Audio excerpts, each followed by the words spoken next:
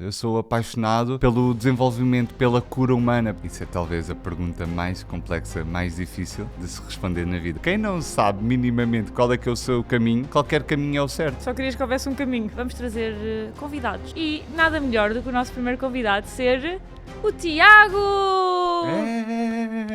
2011, morre o meu pai, estava a lidar com um cancro, ele estava a melhorar e de repente íamos jantar nessa noite e ele morre à tarde. E aí então vem os anos mais desafiantes da minha vida. Ainda me custa um bocado falar disto. Tive ali períodos que eu não vivi com o meu pai da forma que eu gostaria de ter vivido, por causa das drogas na altura. É-te retirar do futebol porque retiras um rim e depois todo o processo de ficares perdido e de sentires que isso é uma sensação que se mantém até 2020. Mas eu sinto que tive muitos anos a tentar de alguma forma encontrar-me. Mas quando tudo mudou para mim, internamente, foi em 2020. E o outro era sobre investimentos. Eu disse, Tiago, olha, nós temos 2 euros na conta, acho que os investimentos não te vai servir assim de muito. Esses momentos de solidão fazem com que tu te tenhas que debruçar acerca de ti mesmo. Faz com que tu não possas fugir.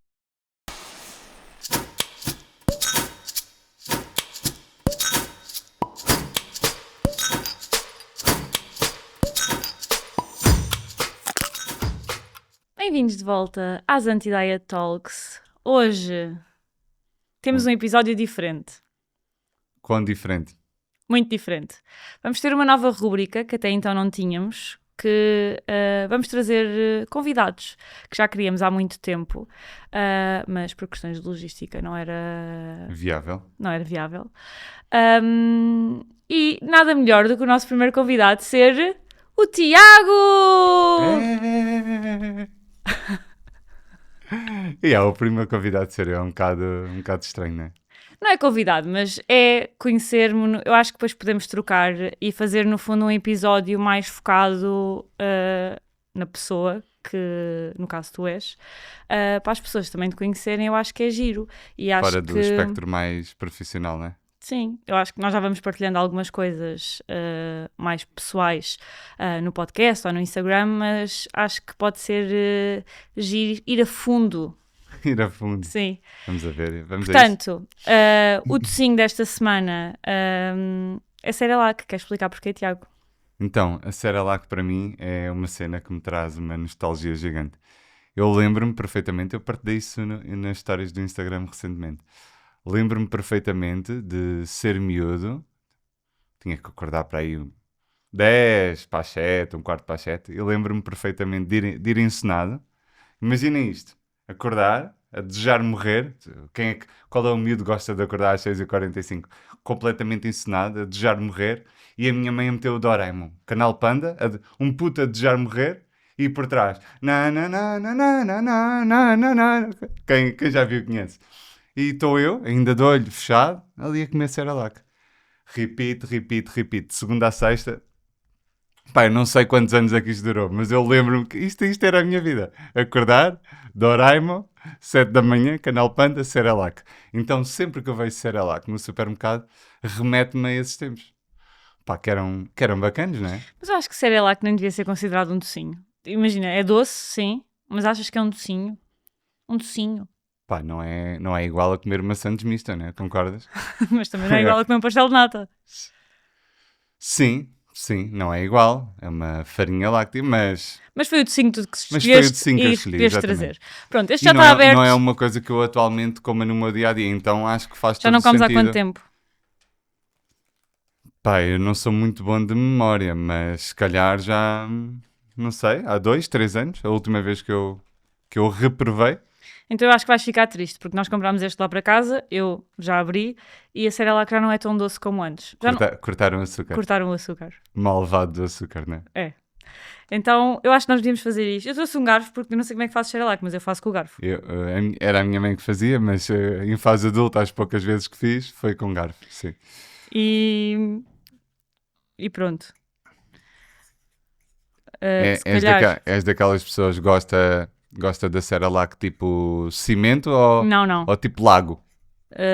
Tipo papa, boa. No fundo, imagina uma textura boa, odeio cimento, também não gosto como se fosse leite normal, não é? Então, toma. Define papa boa, é meio termo? É meio termo, exato. É como é suposto ser feito, acho eu. O suposto tem muito que se lhe diga, não é? Olha, eu gosto... Olha, mas o garfinho mais Pois, tem que devagarinho, ter cuidado senão... com o garfinho, né? Pois. Senão ninguém pode ouvir isto. Pois. Eu gosto do cimento amolecido, é o meu conceito. Sabes? Para mim, Cerelac Mais ou é menos. cimento amolecido. Mas depois fica super enjoativo. Enjoativo para quem? Para mim ou para ti? Pois. Pois. Gosto de cimento amolecido. É aquele cimento que se atirarem contra a parede não fica lá, sabem? Escorre um bocadinho. É esse o cimento amolecido, é esse o conceito. Eu acho que o leite já não está quente o suficiente. Isso vai ficar... Pronto, já estamos a ver como é que tu gostas, afinal. Aos poucos estás a conseguir perceber, não é? É. E pronto. Pois, para mim, por exemplo, era inconcebível Para eu mim comer é a assim, Cerelac assim. textura assim. Ia, não. Eu gosto de Cerelac, mas não me remete muito à infância, honestamente. O que é que tu comias na infância? Posso tentar adivinhar, em vez de tu me dizeres? Sim. Sandes mista. Não. Eu não tinha fome de manhã. Os putos não comem sandes mista, não. Acho que não. Isso é uma cena de velho, não é? Sim. E Tiago, já exageraste, agora já exageraste. Agora assim que tu Não gostavas. exagerei, é assim que eu gosto. Juro-te, é assim que eu gosto. Porque agora ainda tenho que mexer aqui bem, estás a ver? Para ficar o cimento amolecido. Dá cá. É assim, mas já não meto mais. Pois, É mesmo assim que eu acho gosto. que já meteste mais ou não? Não meti não. Pronto, eu não tinha muita fome de manhã, então comia. Lembro-me que às vezes a minha mãe me fazia um batido de banana ou. Eras menina de batidos? Sim. Vá, tchim-tchim. E Olha, Tiago, isso está muito a mal. tal e qual assim que eu gosto. Então tu até podes comer com o garfo. Pois, eu até faço comer com o garfo. Juro-te que é assim que eu gosto. Mais do que isto, não. E a diferença entre nós. É bom. O que é que dizes? Sabe da infância ou não? Pá, sabe uma infância, mas uma infância triste. É, Porquê? menos açucarada. Uma infância um bocadinho menos açucarada. O leite está morno para o frio. Pois. Eu estava habituado. Aquele quentinho. É que isto é Eu logística, uma estava pessoa habituado ao aquece. quentinho de mãe, sabes? Aquele Sim. quentinho de mãe que passa através da Sim. temperatura da comida. Eu estava habituado a esse quentinho. Pois, E aqui não estou a sentir esse quentinho. Mas está bom na mesma. ok. Está bom na mesma. Dentro dos possíveis e da logística, né? Acho que está... Eu acho que também podemos explicar, porque eu acho que nós ainda não explicámos, desde há muitos episódios atrás, porque é que nós comemos um doce a gravar. E no outro dia, não sei quem, tu disseste-me que perguntou-te porque é que nós estávamos sempre a comer um doce em cada episódio. Eu Foi acho que... uma cliente que eu acompanho na terapia nutricional. Pronto, e nós comemos um doce em cada episódio. Se calhar explicámos no primeiro, mas entretanto passaram 90 episódios e esquecemos de ir fazendo uma atualização de vez em quando. Nós comemos um doce em cada episódio porque vai muito de encontro à mensagem que nós trazemos no nosso trabalho, que é a comida não são só os nutrientes, ninguém come apenas por uma questão de sobrevivência e, por exemplo, a Cerelac para o Tiago não tem nada a ver com a parte nutricional, é tudo sobre as memórias que tens, ou seja, comes isso, se calhar não de forma exatamente igual, porque já está um bocadinho resmanha, mas leva-te um bocadinho para o Tiago de 10 anos. Um bocadão, sim. Sim, totalmente por isso. Ou seja, no fundo, esta rúbrica, para além de ter como objetivo quebra de padrão, né? Porque não é muito visto no mundo da nutrição, que no fundo também faz parte do nosso trabalho, não é muito visto no mundo da nutrição este olhar para os alimentos de forma mais ampla. O que é que isto significa na prática? Não olhar apenas para a parte nutricional, mas para todos os aspectos emocionais que a comida deve e pode conter. Estou a dizer deve porque é obrigatório, né? Como é que se come de forma não emocional? Digam-me como é que eu agora poderia comer Cerelac e não me lembrar de tantos anos da minha vida em que aquilo foi uma rotina. Uma rotina para mim. Então, dissociar a parte emocional da comida é completamente impossível, não é? Mesmo sem sabermos, estamos a comer de forma emocional. E o docinho da semana... É um relembrar disso. É um relembrar disso, que comida não são apenas nutrientes. A parte nutricional importa, obviamente que sim, não é? Precisamos cuidar da nossa saúde, precisamos cuidar do nosso corpo. Agora, não comemos apenas por questões nutricionais. E esse é o ponto. Esse é o ponto que nós trazemos aqui através dessa rúbrica, não é? É o que nós acreditamos, é o que nós vivemos, de alguma forma, e trazemos-lo para aqui porque faz parte de quem nós somos. Pelo menos eu gosto de acreditar nisso. Exatamente, e os alimentos têm propósitos diferentes, então nós olhamos para a maior parte dos alimentos que nós trazemos aqui com um propósito muito mais relacionado com a questão do prazer, da satisfação e não necessariamente da parte nutricional, porque ninguém come um chocolate ou um bolo a pensar que está a obter daí os nutrientes que precisa para seguir a sua vida. Nós comemos esse tipo de alimentos porque é uma coisa que nós gostamos e isso também faz parte da saúde, porque a saúde não é só a saúde física, também é a saúde mental, social, e portanto para nós faz todo o sentido esta rúbrica. E pronto, assim fica... É um relembrar, não é? É um relembrar do porquê, não é? Sim. Tínhamos explicado no primeiro episódio, por aí, ou no segundo talvez, e de repente passaram 80 e tal, quase 90 episódios. Não, já ultrapassaste os 90 nesta fase. Já ultrapassámos os 90 nesta fase. 90 episódios e não temos reforçado o porquê, não é? É. Então foi importante este parênteses. Sim. E pronto, hoje, como meu convidado que és, eu gostava de começar por... Sinto-me lisonjeado. Gostava de começar esta conversa por perguntar quem é que tu és, Tiago, para além daquilo que tu fazes, porque isto é uma conversa que nós temos muitas vezes, que é nós não somos aquilo que fazemos, ou pelo menos não exclusivamente. E quando nos apresentamos, nós tendemos a dizer a nossa profissão. Dizemos o nome, a idade e a seguir dizemos geralmente aquilo que estamos a fazer no momento em termos profissionais. Isso é uma forma um bocado redutora de olhar para a complexidade do ser humano, não é?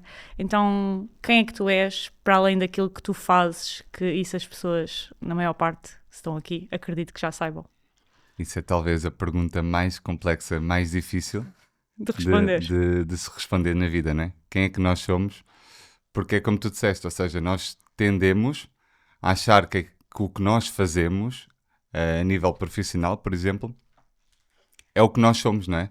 Nós, se começarmos a observar, vamos ver que, inclusive na infância, o que é que nós perguntamos às crianças quando queremos saber o que é que elas querem fazer? É exatamente isso. Quem é que quer ser? Uhum. E a criança diz bombeiro, polícia, o Cristiano Ronaldo, né? vai dando essas larachas. E na verdade o que nós devíamos perguntar é quem é que tu queres ser dentro do espectro do fazer, né? E isso é complexo, porque nós estamos de alguma forma... acredito, isto já é uma crença minha, que estamos muito desconectados de quem somos e não nos questionamos, não vamos fazendo esta pergunta ao longo da vida. E quando eu digo nós, também me estou a incluir nisso. É um processo que tenho que me relembrar frequentemente quem eu sou nesta fase e quem é que eu quero ser a partir de agora, não é? Ou seja, uma espécie de autolapidação constante. Tentando responder à tua pergunta, eu acho que eu sou isto acima de tudo. Sou uma pessoa que, ou pelo menos gosto de acreditar que sou uma pessoa que preza o progresso e a evolução constante. Ou seja, isso é o que mais me move na vida. É estar em constante progresso e evolução. E progresso e evolução em que nível? A todos os níveis, mas incluindo e como principal objetivo a nível espiritual e enquanto ser humano. Ou seja, para mim é muito importante sentir que este ano de 2025, o ano em que estamos a gravar isto, eu sou melhor ser humano do que eu era em 2024, 23, 22. Ou seja, ter uma espécie de um norte a nível de valores que para mim são importantes. Olha, estou-me a lembrar, por exemplo, da justiça e da liberdade, que são dois valores fundamentais para mim, e é como se fosse uma obsessão da minha parte por fazer esse trabalho de autolapidação constante.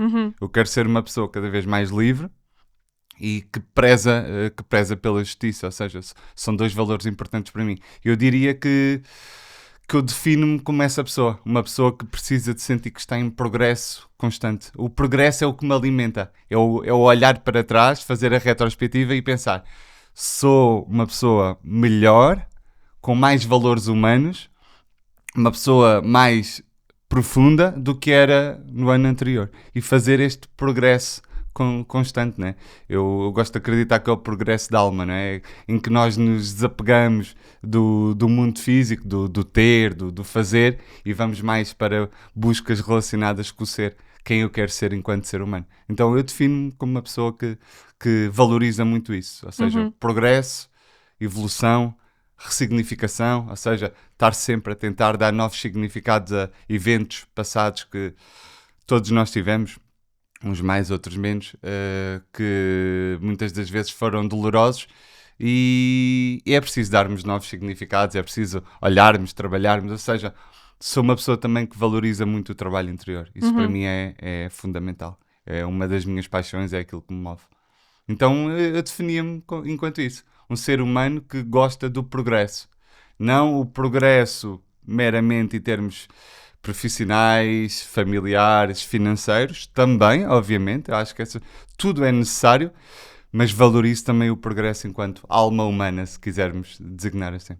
Bom, eu acho que, não sei se é a imagem que as pessoas têm ao ouvirem os nossos episódios, porque não me consigo desvincular da imagem que eu tenho tua enquanto pessoa que vive contigo e tem uma vida a nível pessoal contigo, mas acho que o que acabaste de dizer descreve-te na perfeição e, portanto, boa. Sentiste que é aquilo que tu também achas? Sim, sim.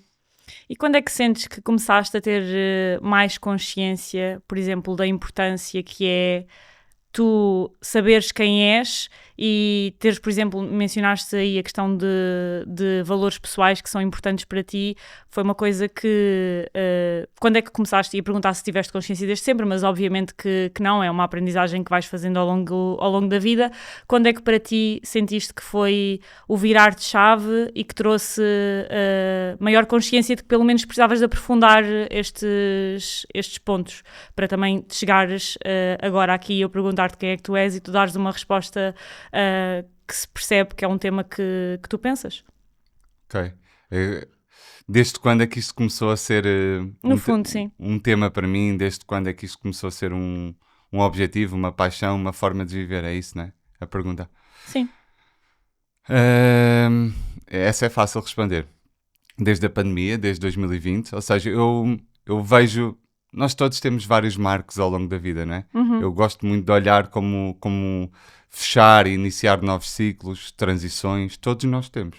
Podemos saber ou não saber, mas todos nós temos fases de viragem, e não é aquela viragem que, pelo menos na minha concepção, em que tudo muda, mas é aquela viragem em que tu despertas um determinado nível de consciência e tudo já mudou. Só que depois a manifestação dessa mudança interna para o mundo físico, para as coisas à tua volta, a nível profissional, pessoal, familiar, a maneira como tu lidas com as situações, há um fosso temporal entre essa mudança interna, na minha experiência, no meu caso, há um fosso temporal entre essas mudanças internas e as mudanças visíveis externas, ou seja, visíveis para os outros. Mas quando tudo mudou para mim, internamente, foi em 2020. Estávamos nós no Brasil, não é? Sim. Estávamos a fazer um estágio no Brasil na altura. Foi interrompido pela pandemia, fevereiro, março de 2020, mais ou menos. Tivemos que vir para Portugal de urgência, no fundo, não foi? Urgência no sentido de corríamos o risco de ter que ficar no Brasil e não dava jeito nenhum, por razões óbvias. Não temos lá ninguém, não fazia sentido. Chega a Portugal, tive que ficar em quarentena como tanta gente teve que ficar. Desculpa interromper-te, mas eu acho que devias aprofundar o ponto em que estávamos numa livraria dentro de um Starbucks. Já me esqueci, a minha mente divaga muito. Então, estávamos num Starbucks. E tenho que contextualizar, ou seja, nunca tive hábitos de leitura, nunca fui uma pessoa que trabalhou em si, isto pré-pandemia. Ou seja, todo o meu background era de inconsciência. Não tinha qualquer hábitos tanto de trabalho interior como de leitura, como, sei lá, qualquer comportamento que se associe ao trabalho interior. Não tinha. E estávamos numa livraria, só que eu sentia a necessidade de fazê-lo. Mas é como se ainda não tivesse encontrado os motivos, o porquê. Sim. O porquê de fazê-lo, talvez. Estávamos numa livraria, eu estava indeciso entre dois livros. Lembro-me bem disso. Um era acerca de finanças, o outro era Acho que era autoajuda, né? Era dentro da área da autoajuda. E o Tiago virou-se para mim e disse-me assim, qual é que... Nós íamos fazer viagem de avião e tu querias um livro para ler no avião. Isso. E o Tiago virou-se para mim e disse-me, qual é que achas que levo? E um era de autoajuda, já não me lembro exatamente sobre o quê, e o outro era sobre investimentos. Eu disse, Tiago, olha, nós temos 2 euros na conta, acho que os investimentos não te vai servir assim de muito. Verdade. Então decidiste trazer o outro livro e depois partilhaste comigo que foi um bocadinho esse livro o pontapé para a tua mudança. Sim, foi esse livro a transição. Eu consigo ver aí um antes e um depois claramente. E a questão é, já pensei muito tempo acerca disso, não é? A questão é, não foi o livro, sabes? O livro foi a faísca. O que é que eu quero dizer com isto? O livro era nice, era bacana. Era de uma pessoa muito conhecida no Brasil, que é o Paulo Vieira. O livro é bacana, não é acerca do livro, mas eu sinto que se fosse outro livro, também me daria essa faísca. Eu acho que foi o estímulo e o timing. Ou seja, eu de alguma forma, naquele momento, estava aberto e depois a pandemia eu sinto que também proporcionou. Porquê? Porque na pandemia tu tiveste a oportunidade, ou muita gente teve a oportunidade, porque estou-me a lembrar de malta que teve, por exemplo, da área da saúde, que tiveram constantemente a trabalhar, às vezes até mais horas. Essas pessoas não tiveram bem a oportunidade. Mas muita gente teve a oportunidade na pandemia de estar mais consigo, de lidar com o tédio, de lidar com a solidão. Eu fiquei, não me lembro, mas acho que foi 14 dias fechado no quarto. Lembro-me na altura. Sim, porque nós tivemos que fazer quarentena quando voltámos do Brasil. Sim, e eu lembro-me que os meus pais, pronto, já não precisaram de fazer, não é? Sim, mas nós na altura ainda não vivíamos juntos. Exato, nós na altura ainda não vivíamos juntos, foi depois. Eu lembro-me que fui para a casa dos meus pais e tive que ficar lá 14 dias fechado no quarto.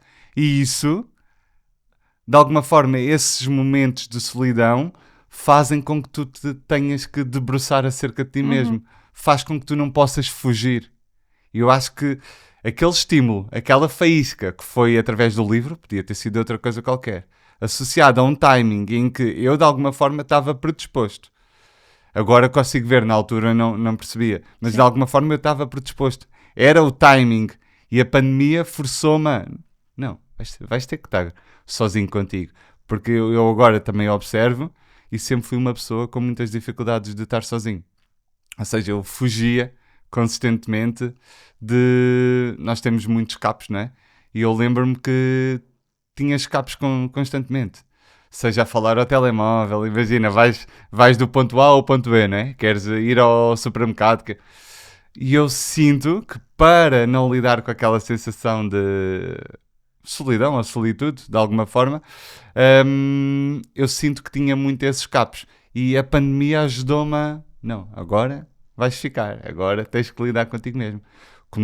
Eu lembro-me que nessa altura também comecei a ler, até aí não tinha hábitos de leitura, fiz o meu primeiro evento de desenvolvimento pessoal que foi completamente transformador para mim. 7 dias, imersão, 10 horas, online, porque estávamos no meio de uma pandemia, não dava para ser presencial. E sinto que aí foi um virar de página. E depois lá está, eu lembro que comecei na altura por outras questões, estava frustrado também a nível profissional, foi aquela transição que nós queríamos começar a nutrência e a faísca para começar a nutrência também foi uma desidentificação com o estado atual da nutrição, não é? E o estado atual não no sentido crítico, mas no sentido de nós posso falar pelos dois, Sim. não nos identificávamos com a maneira de fazer nutrição que se faz na maior parte dos casos. Então, tínhamos 2 planos, né? Mas achas que nessa altura tínhamos essa consciência? É que eu acho que não. Eu já tinha a consciência que a maneira, eu não sabia o como é que é a maneira alternativa. Mas eu sabia que a nutrição, pelo menos da forma que me tinha sido apresentada, dieta, plano alimentar, um foco mais no que a pessoa vai comer do que em quem a pessoa é e nos seus comportamentos e perceber as origens a nível emocional até que justificam a maneira como a pessoa se comporta, inclusive em relação à comida, em relação ao corpo. Ou seja, isso... já ia aqui desorganizando o estaminé. E eu lembro-me que já na altura me desidentificava. Eu só não sabia o como, não é? Ok, eu não gosto disto, mas o que é que eu gosto? O mundo do desenvolvimento pessoal começava a crescer dentro de mim e a cativar-me como nunca nada me tinha cativado antes na vida, talvez. Tirando aqueles sonhos parvos de... Não são parvos, mas que qualquer puto tem que... quer ser futebolista, sim, está bem. Tens 2 pés esquerdos, mas queres ser futebolista, sabes? não é que jogasse muito mal, mas imagina, era só um gajo médio, então não fazia muito sentido. Mas sim, nesta fase foi aí que tudo começou. Foi um livro, que foi a faísca, a pandemia ajudou-me a... Vais ficar aí, vais ter que lidar contigo próprio, vais ter que sentir, ou seja, aqueles escapes para não sentir, poucos estímulos, não havia nada para fazer na altura, na minha realidade não havia absolutamente nada para fazer. Então a autoeducação, eu gosto de chamar assim, foi a minha saída. E foi aí que tudo começou, eu sinto, internamente foi aí que tudo começou a mudar. E desde então nunca mais parou essa busca. E a nutrência, no fundo, nós podemos dizer que foi uma consequência também desse processo, porque criar um negócio e, no fundo, seres empreendedor também acaba por ser uma forma de desenvolvimento pessoal e por onde isso acaba por se mostrar, não achas? Sim, se formos a ver o empreendedorismo, para mim, o empreendedorismo é a melhor alavanca para o crescimento pessoal. Há poucas coisas na vida, se calhar ser empreendedor e ter filhos.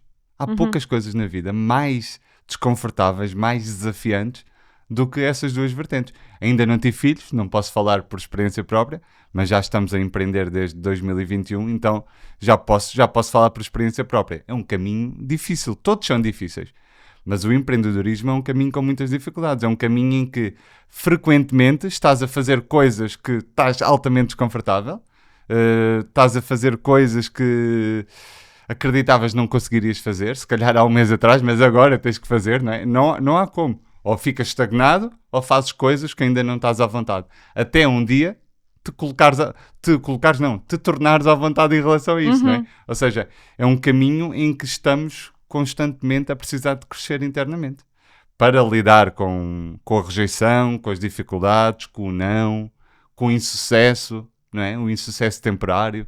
É preciso um crescimento constante para lidar com isso. Para não desistires, não é? Persistir sem ver. Repare, isso vai completamente contra o funcionamento humano, não é? Tu criares algo, não vês absolutamente fruto nenhum, e bem, não é? Funciona como a natureza. Se eu vou semear, sei lá, cenouras, não é expectável que no dia seguinte estejam lá 400 mil cenouras plantadas, não é? Ou seja, eu semeei ontem. Não é expectável. E isso acontece exatamente igual no mundo do empreendedorismo. Qual é a questão? A nossa mente, por natureza, é uma mente de curto prazo, não é? Queremos tudo para ontem, não queremos esperar. E o empreendedorismo também te obriga a esperar. Obriga-te a ter fé, a acreditar, sem ninguém te garantir nada. Quem é que te garante que vais realmente conseguir os teus objetivos, vais ter sucesso? Quem é que te garante? Absolutamente ninguém. Mas mesmo assim, a visão, a fé, alimenta-te que um dia tu vais realizar. Então, o empreendedorismo, para mim, também faz parte da jornada do meu crescimento pessoal. Para mim, é das maiores alavancas que existe nesse sentido. Não estou a romantizar, é difícil, é duro e tem dificuldades, como qualquer escolha que tu faças, vais ter dificuldades. Então faz a escolha que fizer mais sentido para ti. Eu gosto de ver assim. Sim, isso até vai um bocadinho contra aquela expressão que se usa muito, que é o ver para crer. É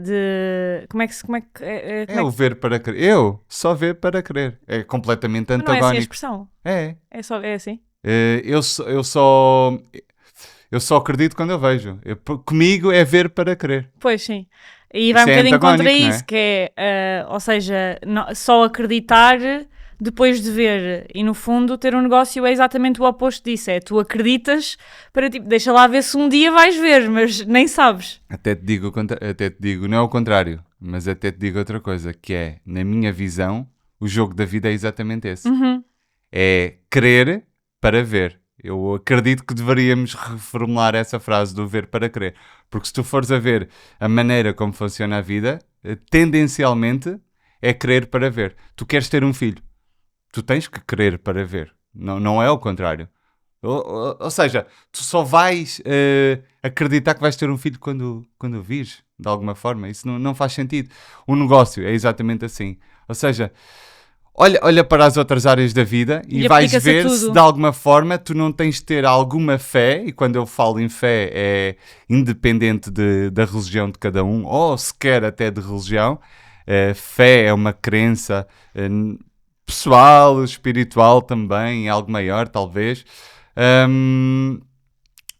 O que é que eu estava a dizer? Perdi-me um pouco. O que eu estava a dizer no fundo é que o ciclo da vida, a maneira como funciona a vida, a meu ver, é mais o querer para ver. Porque se não houver esse combustível que é a esperança e a fé, dificilmente tu um dia vais conseguir ver alguma coisa a nível de resultados, não é? Se eu não tivesse acreditado, e tu também, na nutrência, em 2021 como começámos, como é que era possível ver alguma coisa? Como é que era possível estarmos a gravar aqui, hoje, neste estúdio magnífico, não é?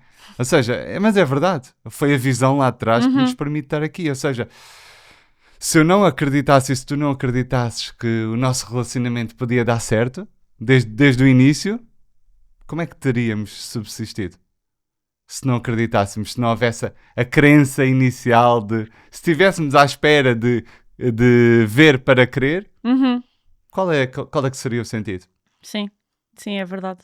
E muitas vezes até é a crença contrária, a crença de que não conseguimos, que faz exatamente com que nós não consigamos mesmo, e nós nem nos apercebemos disso, não é?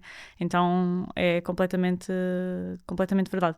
E indo um bocadinho lá atrás, à infância, como é que tu eras quando eras pequenino? O que é que gostavas de fazer? Como é que, se tivesses que te descrever, sei lá, o Tiago com 10 anos, ou 8 anos, ou 7 anos, o que quiseres, o que é que dirias? Olha, não sou aquela pessoa que consegue com facilidade, em termos cronológicos e tudo mais, estabelecer uma narrativa de vida. Ou seja, lembro-me de várias coisas, mas tenho muita dificuldade sempre em colocá-las num espaço-tempo, sabes? Sim. Tenho essa dificuldade. Então como é que eu era? Vou dizer o que é que diziam de mim e depois vou, com o olhar de hoje, tentar perceber de alguma forma. Olha, o que diziam de mim era que era muito simpático, muito bem educado, mas muito distraído, muito cabeça no ar, não prestava atenção a nada, perdia tudo, esquecia-me de tudo. Objetos na escola, telemóveis, guarda-chuva. Ganhei um trauma aos guarda-chuvas, já nem os queria levar para ter noção, eu já sabia que ia perder. E não era o perder, era reforçarem outra vez, novamente perdeste, novamente esqueceste tudo e mais alguma coisa. Então, a minha infância está muito atrelada a isso em termos de processo, sabes? Isso virou a minha identidade. Uma pessoa de cabeça no ar, uma pessoa que anda sempre assim meio...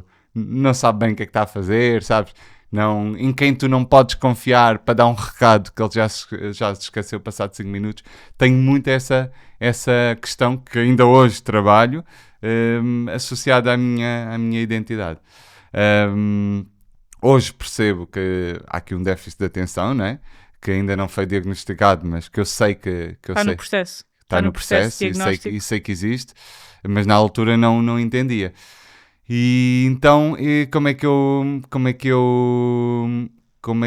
me vejo, ou como é que eu me vi agora em retrospectiva? Era essa criança que muito despassarada, que não se lembrava de nada, que adorava jogar a bola, sempre adorei jogar a bola, e houve ali um período da minha vida em que queria, como disse há bocado, queria ser jogador de futebol, mas depois a meio perdi um rim e as coisas não facilitaram. Tiveste deixado de jogar. Tive que retirar um rim aos 10 anos, para aí, e pronto, e fui recomendado a parar de jogar, então... Não é que eu fosse ser o Cristiano Ronaldo, não é? Mas se calhar podia jogar na segunda divisão. Quem sabe, who knows? Achas que podia jogar na segunda divisão? Pá, se calhar na segunda também não. Pois. Se calhar na segunda também É que isso é que toda a gente acha, não achas? Pois, se calhar toda a gente acha isso. Não. Era um gajo que jogava medianamente bem, mas era literalmente mediano. Não Não era um gajo que sobressaía, era um gajo mediano. Ainda bem que a desilusão foi aos 10 anos, Pois podia ter ainda sido bem, aos 20. Depois tive essa fase toda da minha vida, 11, 12, 13, 14, que não sabia o que é que queria, ou melhor, o que é que queria fazer, né? Ia dizer que é que queria ser, mas o ser está associado ao ser humano. Desculpa, qual é que foi a pergunta mesmo? O que é que tu gostavas de fazer? Como é que tu te vias? O que é que eu gostava de fazer? Olha, jogar a bola, lembro-me, tenho bem esta imagem. Pá, eu jogava da parte de trás da minha casa, eu nasci no Monte da Caparica, mas não tenho memórias daí. Tenho memórias a partir do momento em que estávamos no Fogueteiro. Fogueteiro, Concelho do Seixal. Margem Sul, para quem Margem não é de Sul, Lisboa. para quem não conhece. Então, lembro-me dessa fase, do Fogueteiro. Eu jogava na parte de trás de casa. Imagina, eu morava no Rechão, um bloco de prédios, e depois tinha assim um corredor de alcatrão, e eram as garagens correspondentes. Nem é bem correspondentes, porque as garagens não eram necessariamente das pessoas do prédio. E jogávamos aí. Jogávamos aí nesse circuito entre as garagens, e eu lembro-me de passar os dias a jogar a bola, lembro-me bem disto. E depois aquilo era alcatrão, tinha as mãos pretas, e depois passava assim a mão na cara e chegava a casa, parecia um mecânico, sabes? Todo de parede, a sério, tenho esta imagem completamente presente na minha mente. Meio ranhoso e depois com alcatrão na cara. E é isto, a minha infância, eu acho que é isto. Alcatrão, ranho e um gajo bem distraído. Eu acho que isto é a minha infância. Mais coisas. Perdi o meu pai aos 18 anos também. Foi um marco muito importante para mim. 19 anos. 2011, perdi o meu pai. Classe média baixa. Nunca passei fome, nunca nada disso, mas houve ali uma fase, tínhamos algumas dificuldades, mas tranquilo, nada de restrição, privação alimentar, nunca tive qualquer tipo de experiência. Pronto, vivíamos medianamente, nada em comparação, por exemplo, com os dias de hoje, que estamos bem, mas na altura lembro-me que, pronto, Havia algumas dificuldades, mas nada ao ponto de comprometer tudo o que era necessário, tudo o que era o básico, digamos assim, estava sempre garantido, sempre teve. Sim. E é isto, a minha infância. Ranho, alcatrão, ter as coisas básicas e futebol, muito futebol. Então não sentes que quando tiraste o rim aos 10 anos e depois te foi retirado o futebol e tu acabaste de definir a tua infância em 4 coisas e o futebol era uma delas, não sentes que o facto de isso de ser retirado nessa idade fez com que depois de alguma forma te sentisses perdido, porque lá está, se calhar tinhas colocado na cabeça que ias ser futebolista, tiraram-te aquilo e ficas perdido e depois até te reencontrares novamente e perceberes que, ok, vou ter que fazer outra coisa da minha vida e que coisa vai ser essa? Como é que foi esse processo? Posteriormente fui jogar basquete, Okay. Ou seja, não podia jogar futebol, então vou jogar basquete. Gostei de basquete, mas nunca foi. Ou seja, adorei basquete e bons anos em que eu joguei basquetebol, joguei para aí 5 anos. Adoro ainda hoje, mas nunca foi aquela paixão como foi do futebol. E sim, eu sinto que andei a minha vida toda perdido, e não estou a exagerar, até 2020. Eu sinto. Óbvio que, repara, não foi 2020, despertei, acordei e até lá estive sempre a dormir. Não. Fui tendo micro despertares, rasgos pequenos de consciência, mas assim o mais evidente foi ali da pandemia para a frente. Mas eu sinto que tive muitos anos a tentar de alguma forma encontrar-me. Não fazia ideia quem eu era, não fazia ideia o que é que... Eu lembro-me perfeitamente. E também, para recordar a minha infância, é preciso também falar nesta questão. Insucesso escolar também, ou seja, esta distração constante que eu agora vejo que é déficit de atenção, mas na altura eu não conseguia perceber. Eu fui sempre mal sucedido na escola, ou seja, chumbei 2 vezes, no 6º e no 7º. As professoras, como eu disse há bocado, diziam que eu não havia nada, que eu não queria saber daquilo para nada, e estavam certas, a cena é que elas estavam certas. Eu não tinha mesmo interesse, a escola não me conseguia despertar curiosidade, não me fazia sentido, aquilo que me ensinava não me fazia sentido na altura. E E também queria mencionar isso porque isso também faz parte do meu percurso. Perdi-me aqui, entretanto, na ideia daquilo que me estavas a perguntar. Estávamos a falar da questão de, ok, é-te retirar do futebol porque retiras um rim e depois todo o processo de ficares perdido e de sentires que isso é uma sensação que se mantém até 2020. Mas nos entretantos, imagina, passaram-se 20 anos. Ou seja, nesse intervalo de 20 anos em que tu estás perdido, tu, na verdade, tiveste que fazer escolhas mesmo perdido. Tu foste tirar nutrição. Porquê é que foste tirar nutrição e não foste, sei lá, não foste ser advogado? Sim. Foi sorte ou como foi... como é que eu fui parar aí? Foi, olha... dar o contexto também, já falei da parte escolar.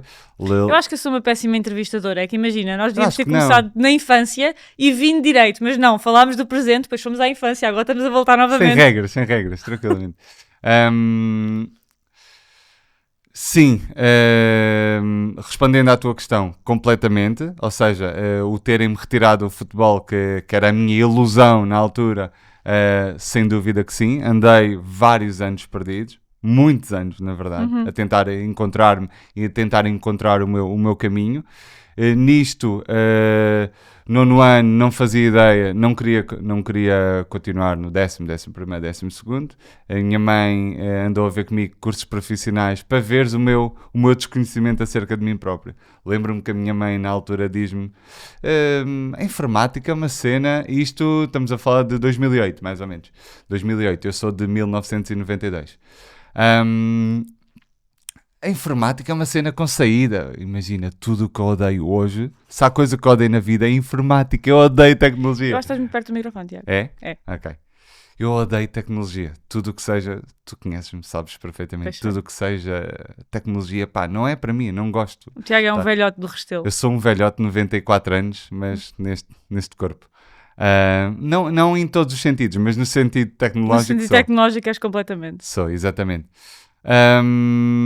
E a minha mãe sugere-me que eu fosse para a informática. E tu foste? E eu fui porque eu não fazia ideia. Imagina, quem não sabe minimamente qual é que é o seu caminho, qualquer caminho é o certo, não é?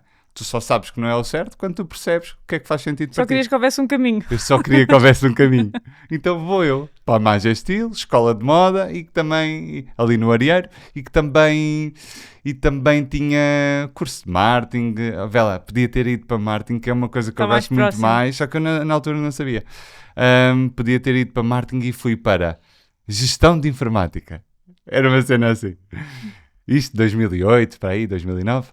Lá vou eu, gestão de informática, péssimo, odeio aquilo, aulas de programação, código. Imagina eu, estás a imaginar eu com estes dedinhos ali a programar. Eia, 1, 2, e depois abrir chaveta, fechar chaveta. Está bem, Tiago, avança. Horrível. Talvez os anos mais desafiantes que eu tive na minha vida. Não, de certeza os anos mais desafiantes. Também coincidiu com a morte do teu pai. Exatamente, o meu pai morre, o curso era 3 anos, era 10º, 11º, 12º, equivalência, curso profissional. O meu pai morre ali, talvez, no meu 12º. Sim, no meu 12º, no último ano. 2011, morre o meu pai. Estava a lidar com um cancro, ou seja, agora consigo ver e era óbvio que ele ia morrer, mas na altura, pronto, era uma hipótese, mas eu não tinha bem a certeza que aquilo ia acontecer. Apesar de, então, não posso dizer que foi uma surpresa. Foi uma surpresa no sentido de, estava numa fase que ele estava a melhorar. Há quem chame isso as melhorias da morte, já ouvi esse conceito, não sei se é verdade, se não faço ideia. Acho que é. Mas ele estava a melhorar e de repente íamos jantar nessa noite e ele morre à tarde. Lembro-me perfeitamente disso. E pronto, foi outubro de 2011 e aí então vem os anos mais desafiantes da minha vida. Aí, a partir daí, 2012, 2013, esquece. Anos, ainda me custa um bocado falar disto, já fiz muito trabalho acerca disso, mas ainda é ligeiramente desafiante. E depois como é que seguiste? Ou seja, pelo que eu estou a perceber, no fundo, a partir de... Ou seja, quando nós somos crianças e nos estamos a desenvolver, todo este processo de desenvolvimento pessoal começa, não é? Mesmo que seja de uma forma inconsciente. E nessa altura, talvez já devesse haver algum tipo de mais autoconhecimento do que é que querias fazer a seguir com a tua vida, e não havia, e ao mesmo tempo não havia, ou seja, estavas num curso que não tem nada a ver contigo, mas por desconhecimento não fazias ideia. Ao mesmo tempo acontece um marco que é muito importante, que é a morte do teu pai, que obviamente em todas as alturas custa, mas acho que numa fase de desenvolvimento ainda mais, num desenvolvimento tão novo ainda mais. E depois, ok, como é que se passa disso e desse, no fundo, desse buraco em que entraste para tirar nutrição, que não sei se foi propriamente sair do buraco para ti ou se foi uma continuação, até 2020 e perceberes, no fundo, qual é que era o teu propósito e o que é que gostavas de fazer e o que é que querias fazer com a tua vida. Olha, os anos de 2012, 2013 completamente difíceis. Lembro-me de ficar horas fechado no quarto, lembro-me de adormecer às 6 da manhã e acordar às 3 da tarde. Sabes, esse estilo de vida assim. Pá, agora olhando para trás, eu acho que estive ali muito depressivo na altura, mas na altura nem percebia. Sei lá, desde artrites em casa também, estava revoltado, sabes? Estava revoltado e estava a descarregar nas pessoas, eu sinto. E estava revoltado com a situação. Também acho que é importante dar aqui um contexto nesse sentido ou seja, o meu pai teve ali períodos, não nessa fase em que ele morreu, mas na minha infância, de toxicodependência, ou seja, tive ali períodos que eu não vivi com o meu pai da forma que eu gostaria de ter vivido, por causa das drogas na altura. O meu pai vem de uma geração que, quando ele está é a geração de 60 e tal, 70, anos 70, em que as drogas eram uma novidade, as pessoas não estavam informadas da forma que estão hoje. E tive ali vários anos em que lidámos com isso em casa, não é? E sinto que não tive a relação com o meu pai que eu gostaria de ter tido. E ainda é duro para mim falar disso. E sinto que, como se a morte dele fosse o impedimento de restabelecer aquilo que foi perdido, sabes? E foi doloroso por causa disso. Foi como ok, agora já não dá mais. Agora não dá mais. E foi doloroso nesse sentido. E foram anos complicados e que tive a olhar para dentro, a tentar lidar com aquilo de alguma forma. E depois sempre tive muito apoio dos meus familiares, muito apoio da minha mãe e com isto tudo, com este ciclo em que eu me encontrava de desconexão comigo próprio, de revolta por ter-se perdido a oportunidade de restabelecer aquilo que foi perdido no passado com o meu pai, revolta com Deus também, na altura.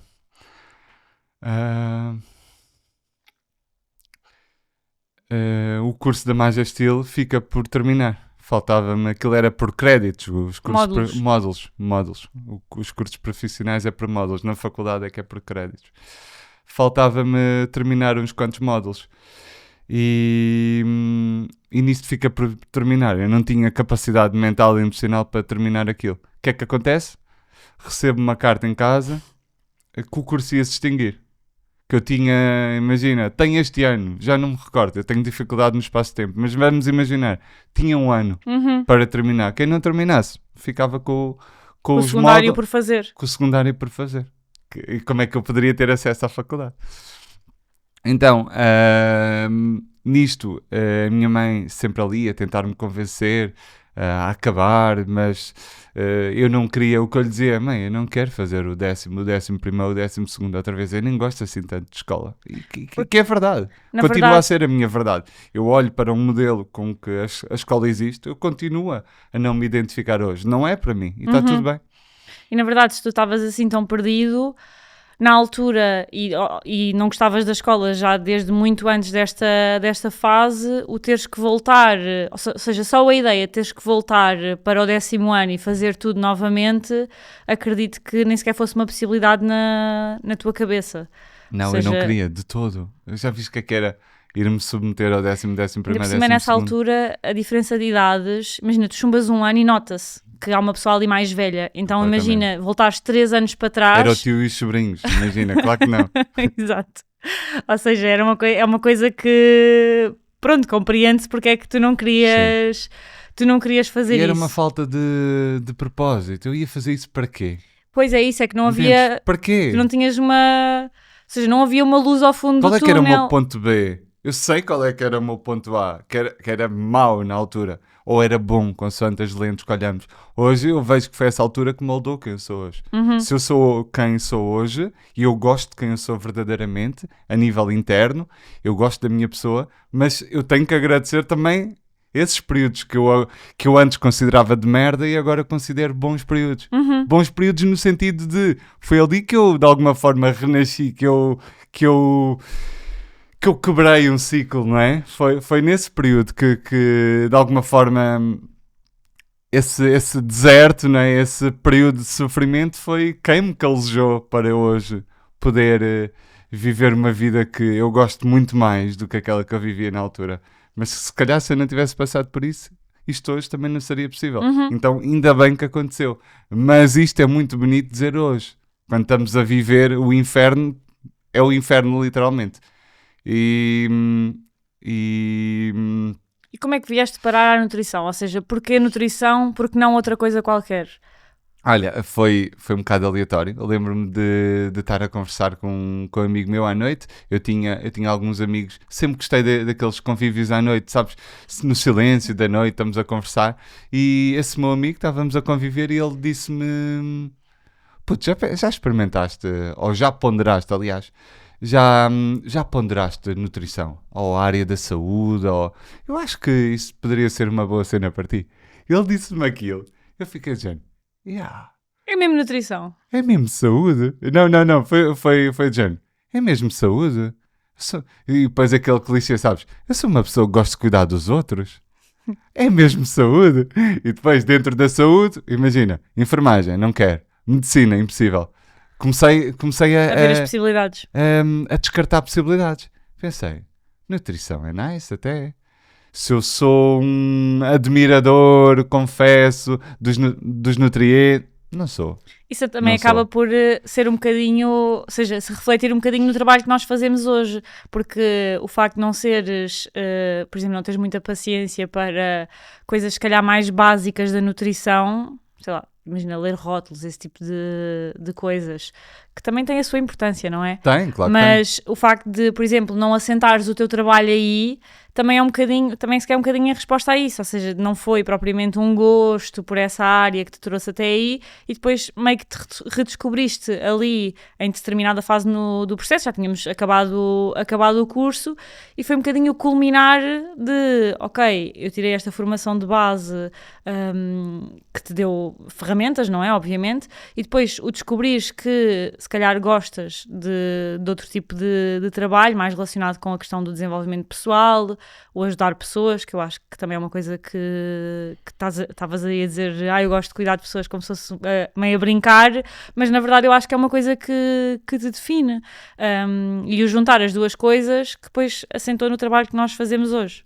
Sim, eu estava a dizer cuidar no sentido Eu percebi. não é só a saúde que cuida, né? Todos nós podemos cuidar dos outros através Sim. dos nossos serviços, das nossas empresas, do whatever, Sim. do que fazemos na nossa vida, estamos a cuidar do outro de uma forma diferente, não é? Mas eu acho que por acaso Estamos aqui a gravar este podcast, mas alguém está a cuidar de nós também, não é? Sim. Quem nos proporcionou o espaço, a logística, etc. Ou seja, isso também é uma forma de cuidar. É nesse sentido que eu estava a querer mas dizer. eu acho que, imagina, eu vejo-te mesmo, tu tens mesmo o perfil de pessoa que acompanha outras pessoas nos seus processos individuais. Não sei se te vês desta forma, mas eu olho para ti e vejo que, imagina, é óbvio porque é que as tuas clientes gostam de ti, percebes? Sim. Então, Sim, estou a perceber. Sim, eu acho que, ou seja, o que me move é a transformação humana. E a nutrição pode também ser um veículo disso. E nesse sentido, eu sou completamente apaixonado. Eu sou apaixonado pelo desenvolvimento, pela cura humana, pelo despertar da consciência, pela mudança de mentalidade, pela mudança comportamental. Uma pessoa que sempre viveu desta forma, sempre pensou e acreditou num conjunto de coisas e agora expandiu. E já se comporta de uma forma diferente. Ei, uma safanada no micro. Já se comporta de forma diferente, já faz coisas completamente diferentes do que a sua versão do passado faria. Eu sou completamente apaixonado por isso. Agora, os nutrientes em si, como tu disseste, um exemplo, a leitura de rótulos, a mim não me diz nada. Ok, eu ajudo as pessoas nesse sentido, se elas precisarem, claro, porque é uma área que eu tenho conhecimento, mas não é isso que... Eu não estou a vibrar, não estou entusiasmado quando estou a falar disso. Estou a falar disso porque talvez a pessoa me tenha perguntado. Não porque eu seja um admirador, um fã, Não é que isso mexa comigo, entendes? Então, sim, a maneira como nós trabalhamos também a nutrição é uma forma que me apaixona, é uma maneira que me apaixona. Se a nutrição for a área que nós trabalhamos, sou completamente apaixonado, porque envolve muito desenvolvimento pessoal. É uma dança, no meu ver, perfeita entre o desenvolvimento pessoal, o comportamento alimentar e a parte nutricional mais como as pessoas conhecem. A parte da proteína, dos hidratos, da gordura, da leitura de rótulos, ou seja, também há espaço para isso, mas isso é apenas uma pequena fatia do todo e não é o todo nem próximo do todo. Então, dou duas respostas, né? Ou seja, a nutrição como ela é, não me diz nada. A nutrição como nós fazemos, sou muito apaixonado por isso. E sim, sinto que está completamente alinhado com quem eu sou, com o meu propósito, com a minha missão, completamente. No fundo, eu acredito muito que a minha missão é despertar a minha consciência e ajudar outras pessoas a fazê-lo. A nutrição ou outra coisa qualquer que eu possa vir a fazer ao longo da vida, que eu estou aberto a novos ciclos no futuro, vai ter sempre esse mote, esse objetivo por trás. O despertar da consciência. A nutrição é o veículo, se quisermos, mas o meu ponto B é ajudar as pessoas a despertar a consciência. Eu acredito muito nisso. Não sei se foi de encontro ou se respondia. Sim, completamente. Acho que é exatamente isso. No fundo, o processo que nós fazemos é muito focado no desenvolvimento pessoal, no fundo. Não há arranjar outra forma de dizer isto, mas no fundo é isso. É no fundo as pessoas desenvolverem-se para conseguirem ganhar ferramentas internas e atingirem depois os seus objetivos. E eu diria que se calhar a forma como nós geralmente olhamos mais para a nutrição tradicional é olhar para o objetivo. Ou seja, é olhar do que é que eu tenho que comer para perder peso. É isto. E é uma coisa muito rasa. Ou seja, não quer dizer que não seja importante, mas nós vamos um bocadinho mais... isso é a pontinha do iceberg. E nós vamos escavar o iceberg lá abaixo. Depois a pontinha também está cá na mesma, não é? Mas nós acabamos por olhar para o iceberg como um todo e não apenas para o pedacinho de gelo que está à superfície. Exatamente. Porquê que a pessoa quer emagrecer? Quais é que são os seus objetivos por trás? Acredita que o emagrecimento vai finalmente aceitar-se como ela é? E será que isso vai acontecer com o emagrecimento? Ou seja, nós procuramos sempre perceber os porquês, não é? Pegando no exemplo que tu deste, o emagrecimento é completamente legítimo. Toda a gente pode desejar emagrecer e não há nada de errado com isso. Mas quais é que são os porquês que estão por trás? Será que eu quero emagrecer por conta de não me aceitar e por ter uma autoimagem mais negativa e acreditar que é o emagrecimento a resposta? Mas será que o emagrecimento vai ser efetivamente uma resposta? Ou vai ser uma busca incessante o resto da vida e que vais emagrecendo e que a imagem que tens de ti mesma, a imagem que tens de ti mesmo não é continua a não ser positiva. Ou seja, porque o emagrecimento nem sempre é a resposta. E isso são coisas que nós ajudamos também. Agora, casos em que a pessoa tem uma autoimagem positiva, em que quer emagrecer para se sentir melhor, para se sentir mais cuidada, porque esteticamente também o deseja, mas não está com a mentalidade de não olhar a meios para atingir fins. Isso é fundamental, porque é isso que nos vai ajudar a perceber se a pessoa está em aceitação ou não a autoaceitação. A pessoa que não se aceita está disposta a fazer tudo. Está disposta a prejudicar a sua saúde em prol do emagrecimento. A pessoa que quer emagrecer, mas gosta de si mesma, tem uma imagem positiva de si mesma, não está disposta a fazer tudo. Quer emagrecer sim, mas que isso seja uma tradução ou uma consequência de melhores hábitos, melhor relação com a comida, melhor relação com o corpo, que seja uma consequência do nosso desenvolvimento pessoal, Exato. no fundo. Eu acho que só por aí dá para ver a complexidade, ou seja, é mesmo o iceberg completo e não a superfície.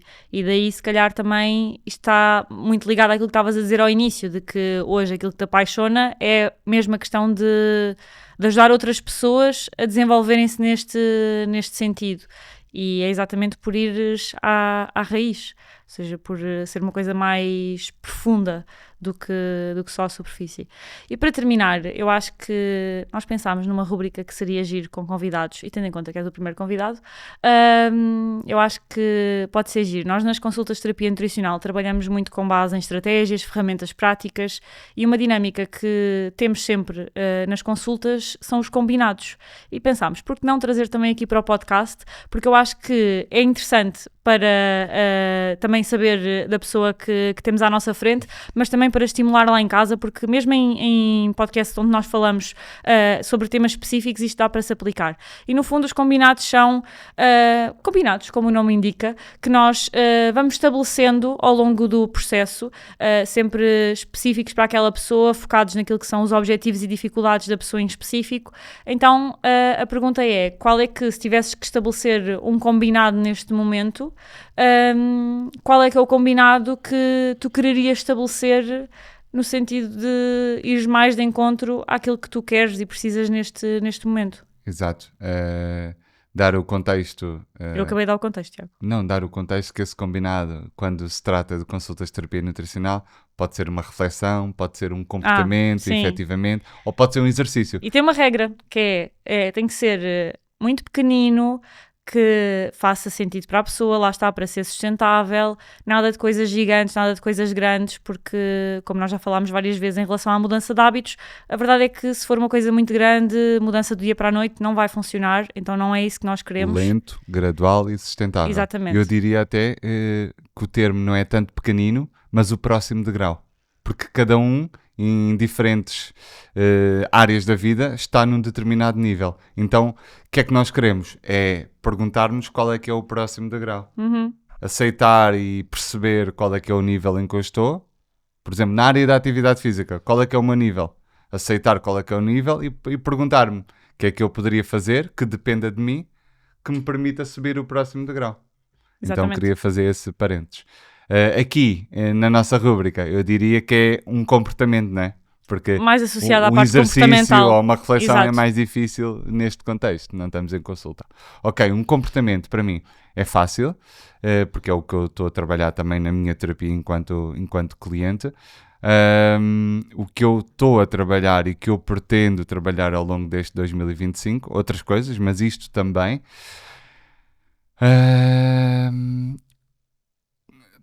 trabalhar a minha autoexigência, porque ao longo desta jornada que eu contei resumidamente a minha história, tornei-me uma pessoa com algum grau de autoexigência, talvez como um mecanismo de compensação daquele Tiago que era sempre distraído, que fazia tudo errado, pelo menos era a forma como eu interpretava na altura, que pronto, fazia sempre as coisas mal, imagina. Eu lembro-me que até a cortar a fruta as pessoas diziam, então, mas estás a cortar com a faca ao contrário. Imagina, eu tinha a minha forma de fazer as cenas que, por azar, era diferente das outras pessoas à minha volta. Então estava sempre a receber esse feedback. Sim. E eu acho que foi isso que contribuiu, não a fruta em específico, mas todas as frutas da minha vida. Eu acho que isso contribuiu para a interpretação que eu fiz disso na altura, contribuiu para a minha autoexigência hoje. E o que é que eu preciso trabalhar? Não é que a autoexigência seja má por si só, mas canalizá-la da maneira certa. Ou seja, ser autoexigente, mas saber cada vez melhor apreciar o caminho e a jornada. Ou seja, não normalizar as coisas. Parar, contemplar, ver aquilo que consegui, aquilo que alcancei, enquanto pessoa, enquanto na área relacional, na área profissional, financeira, todas as áreas da minha vida, parar, contemplar e perceber que tudo se encaixa, tudo faz sentido e a vida é exatamente da forma como ela tem de ser. Ou seja, é isso que eu quero trabalhar. Não tanto diminuir a autoexigência, mas a maneira como eu lido com ela. Às vezes lido de forma muito... Quero fazer mais, quero ser melhor, mas calma, estou aqui, estou a fazer o meu processo, tipo... Tens tempo. Tenho tempo, também posso respirar e também posso... Nice, olha lá as cenas que uma pessoa está a fazer. Imagina, isso também é um contexto de giro. Há uns anos atrás era impensável eu estar aqui a gravar um podcast. Um dos meus maiores medos, acima do medo da morte, era falar em público. Imagina, isto é importante contemplarmos, não é? Quantos medos desses nós não temos na nossa vida e depois um dia... Mas eu estou a falar e não estou minimamente preocupado com isso. Mas isso não era... O Tiago anterior não tinha essa skill, essa capacidade. E não é acerca de falar em público, é acerca da superação. É acerca de... Bora ver a nova vista, não é? Bora ver onde nós estamos. Eu antes era uma pessoa que mal começava a falar, tremia por todos os lados, e agora estou só aqui tranquilo. E isto é falar em público. Olha, se agora formos refletir sobre todas as áreas da nossa vida. Eu acho que esse processo é que é lindo, de contemplarmos e de...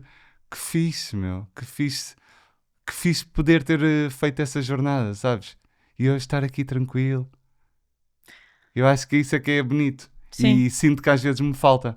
Falta-me a parte de... Bora... Não digo parar, mas... Bora... Pelo menos abrandar, se calhar. Para apreciar a vista, como estavas a dizer. Bora contemplar e julgar-me menos pelas pequenas falhas. Como é óbvio.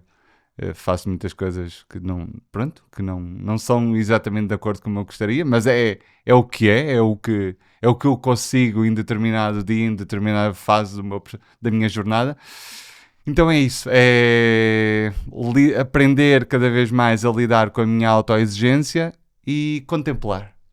Não quero nada sentir que chego ao último dia da minha vida e fiz, conquistei, consegui, mas não parei para contemplar.